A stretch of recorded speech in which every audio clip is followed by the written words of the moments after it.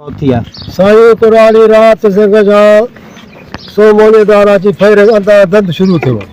अच्छा कुराली सावन में हर को बाहर सुते पे कुराली खटका उते भाव कर सके बस खटका किरी सुते से कुराली जो दम परवास थी। पुलिस असा तो कुछ भी न करे। पुलिस अरे जगते बैठा मोर्चा आनी असा जे जाते मुकाम अरे मुकाम रे खड़ो किए काढे लाश काढे क्यों असांजे लाइ तो को बि सदर न आहे हिननि जो ओसमान इन में स्पेशल में ड्यूटी त सॼो कमु उहो थो कराए। ओसमान केरु आहे? पवार आहे।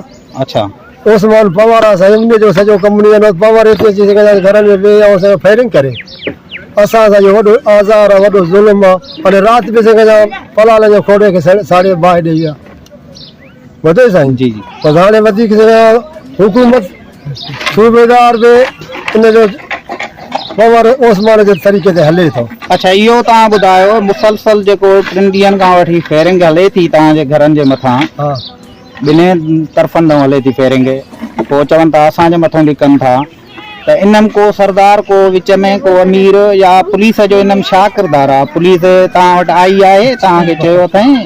साईं पुलिस बि कोन आयो विच वारा अब्दुल हकीम बिरोई ॿिया भुटान जिंदेजा मुमताज़ सरवर ॿिया आया बाबा पाण जो मुताबिक़ असांजो लाभ कंदा असां लाभ न कंदासीं। असां छो लाभ कयूं हुनजो असां लाभ न कंदासीं बाबा असां वञी हुननि खे उथारियूं था। अच्छा जेके पवरनि जूं ज़मीनां हुयूं? हा अच्छा ॿुधई अदा हे विया हुते हिननि खे न मञियो हाणे पुलिस खे हक़ घुरायो उन्हनि खे क़ुर जी पुछनि त भला तव्हां वियो बिरूं तव्हांखे छा चयो पवरनि तव्हांखे छा चयो? असां चयोसीं असां हाणे पोखियो अथसीं कणिक कई अथसीं पर असां मिलूं था बाबा मतिलबु आहे उन ॻाल्हि ते बि पवर बिरादरी न बीठा? पवर बिरादरी न बीठा।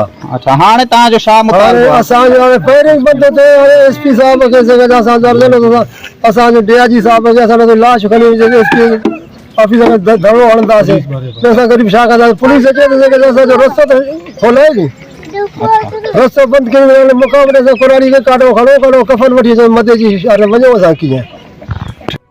सोशल मीडिया वारनि खे बि चऊं था जेके मदे जी जा नुमाइंदा टोटल आहिनि जेके बि सिकंदर आहे या बिरोहिन जा नुमाइंदा आहिनि केर बि आहिनि नुमाइंदा सभिनी खे अर्ज़ु कयूं था अॼु को बिरोहिन जो पंहिंजे हिसाब ते हिकिड़ी कुराड़ी गुज़ारे वई आहे फौत थी वई आहे।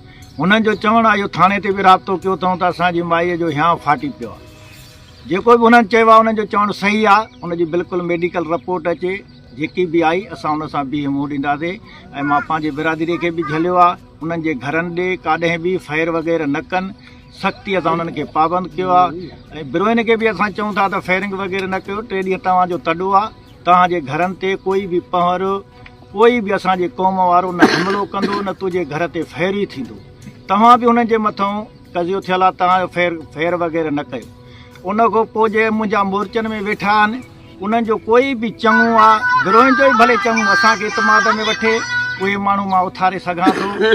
पुलिस आहे उहा इतमाद में वठे हे मुंहिंजा ॿनिनि मां अॼु उथंदा सुभाणे हे उन्हनि मोर्चनि में वेहिजी वेंदो मूंखे नुक़सान जो ख़तरो आहे। जेकॾहिं हुनखे इन मोर्चनि में तकलीफ़ आहे कहिड़ो बि बिरोही चङो हुजे पुलिस हुजे मूंखे इतमाद में वठे मां उथारे बि सघां थो इन में वॾी ॻाल्हि न आहे हुन सां असां ॾुख में बराबरि जा शरीक आहियूं।